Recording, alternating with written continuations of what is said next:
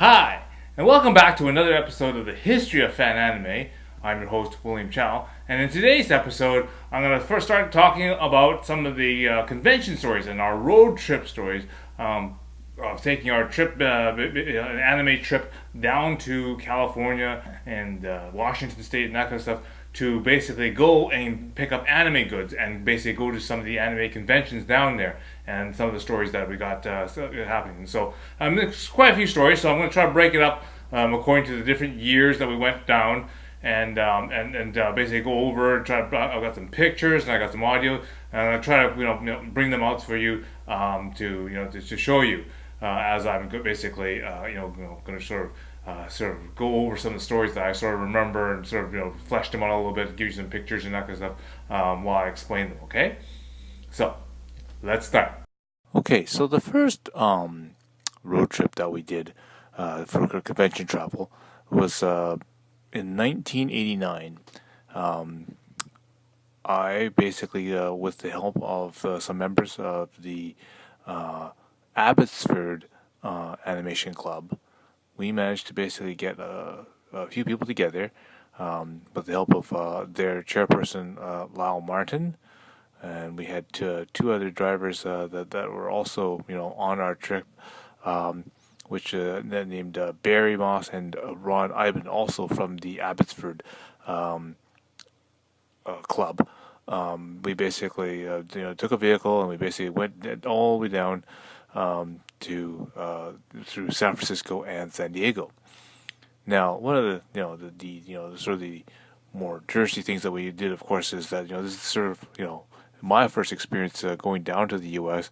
as well as down to cities like San Francisco and whatnot. So one of the first things that we did when we went to San Diego is or San Francisco, I should say, is hit the Chinatowns or international districts, because obviously one of the places that we wanted to go to would be in Seattle.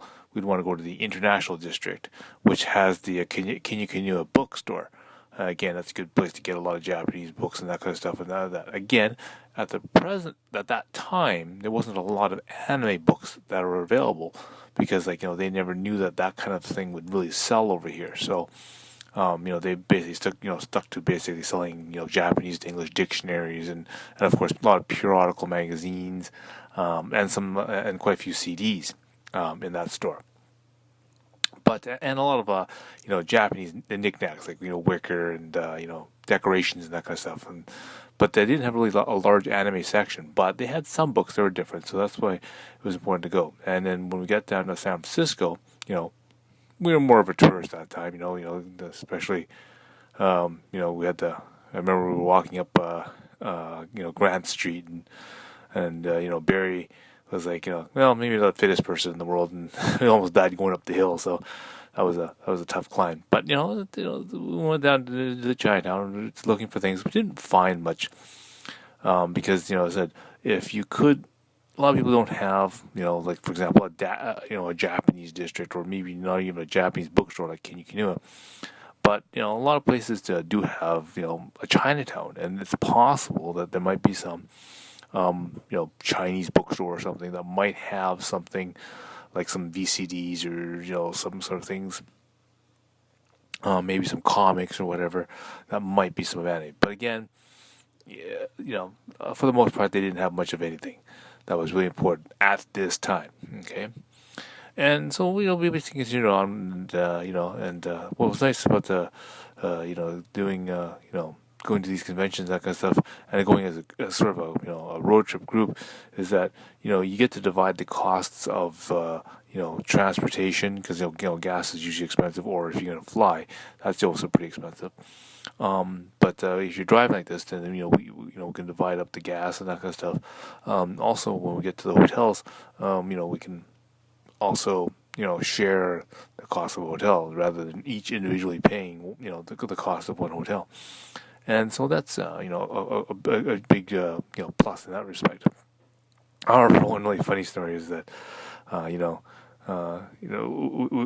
had a kind of I don't know what say competition, I guess you can say, but I'm always wondering. Okay, usually when you sleep, when you sleep in the same room with a whole bunch of other people, the contest is like, well, who snores the loudest, right?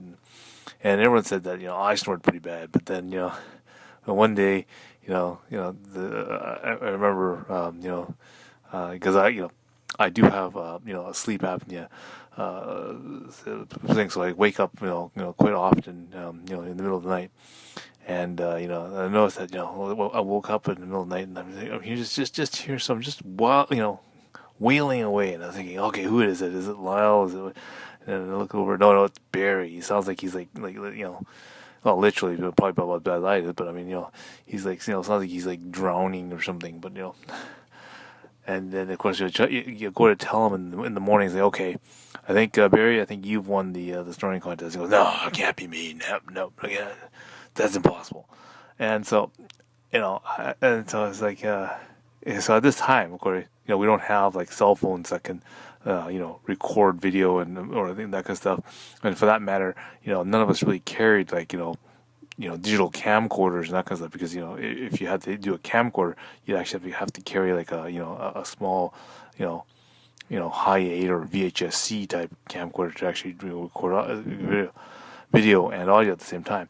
So the only thing I had at that time was this old mono Radio Shack like tape recorder. If I remember right, it was actually the tape recorder for like a Tandy computer. Okay, for in the days where we didn't have disk drives for to load data into the computer, no, we had audio cassettes to load software and stuff into a computer. And so I had one of these old Radio Shack tape recorders, which had a mic on it, and we used to use that to record our logs.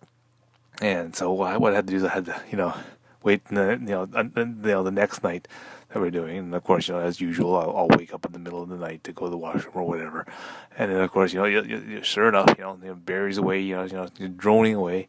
So I used the tape recorder or press record and recorded it, and I played it back in the morning and say, I think at the first night he was a little apprehensive to say, no, that's not me, that's got to be Lyle. But no, I think I had to convince him, no, I'm pretty sure this is you. So that was a rather kind of a funny thing. But as I said, it's one of those other things you kind of have fun with, definitely.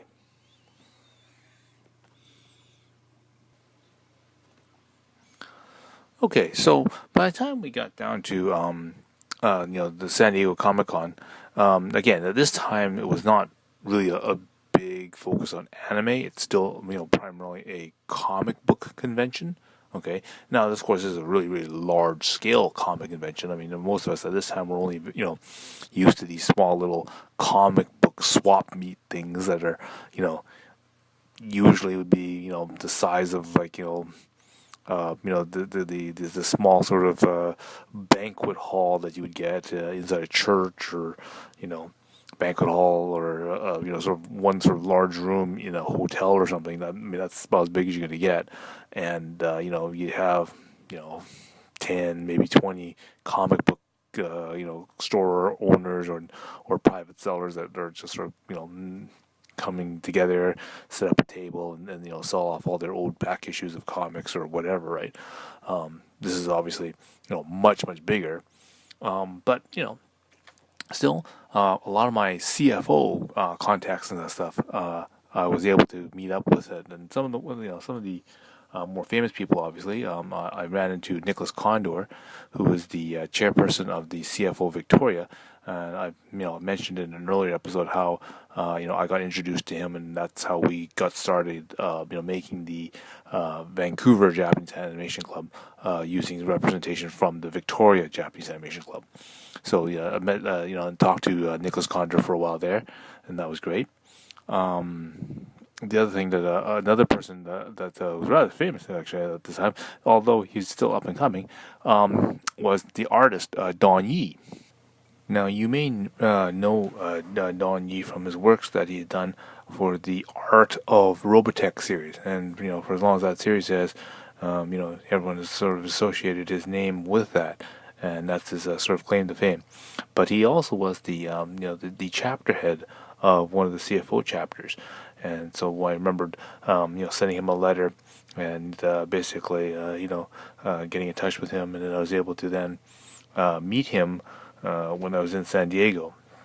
And he was a very friendly, very approachable, and he's a very one of the key figures in the early stages of anime, because like myself, we were always trying to introduce anime to the new fans, and always being very acceptable to try to promote new people into getting into more anime, whether or not that's that is watching more anime, or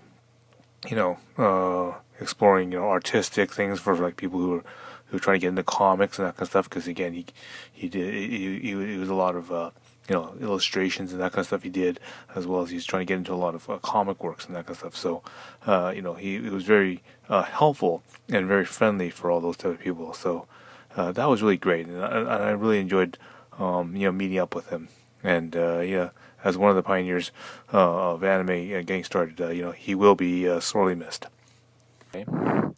Another famous person that I kind of met into, again, one of the the CFO chapter people that I was talking to, was a James Lomax. Okay, he was out of the one of the California Los Angeles groups at that time, and I remember we were talking about that, and one of the things I remember was that I had a whole bunch of we were learning at this time a lot of merchandise. We were pioneering a lot of our own merchandise, and one of the things that I figured that what I was doing and finding out was we were learning how to make T-shirts, and so this is back in the old days of technology where we were able to get color like prints of things photocopied onto these A sheet, B sheets that that you could use a heat press to press onto a shirt. So one of the things that I brought down with me when I went down to San Diego was I bought a whole pile of these anime T-shirts, Orange Road, and of course you can see in one of my pictures that I had from San Diego, I was wearing a Dangayo one, and I remember he was so interested in one of my Orange Road T-shirts that I gave him one of these T-shirts that I had. I was like, yeah, here you go, yeah, sure, you like this, I think it was a Madoka picture or something like that, and it's like, yeah, so yeah, I gave him one of those things, basically right from my little travel bag. So that was good. That was pretty cool. So again, and so again, when I say that anime at this time was very limited, there wasn't very many so say anime booths and that kind of stuff, because the fact that a lot of these videotape places and that kind of stuff, in companies weren't out there yet. Like they didn't have a lot of titles. So one of the biggest representation of for anime is the company Studios Proteus. Okay. They're known for, of course, releasing things like Appleseed and Venus Wars, especially and the Dirty Pair when they first started coming out, right? So one of the people that was sort of the forerunner at this time was a Torrance Smith, and like many people, including Carl Macek, had mixed reviews at this time. But definitely, those two people are definitely, one of the pioneers of actually commercially getting anime going and getting it kickstarted here in North America. Okay. So what you want to do right now is you want to go down below and you want to click like and subscribe, so that way that when I make more of these episodes going over different convention stories and the different things I've picked up at conventions, and even some of the funny convention stories while I'm at the convention, that way you'll get notification when I get new episodes of those, alright? So, until next time, see you again.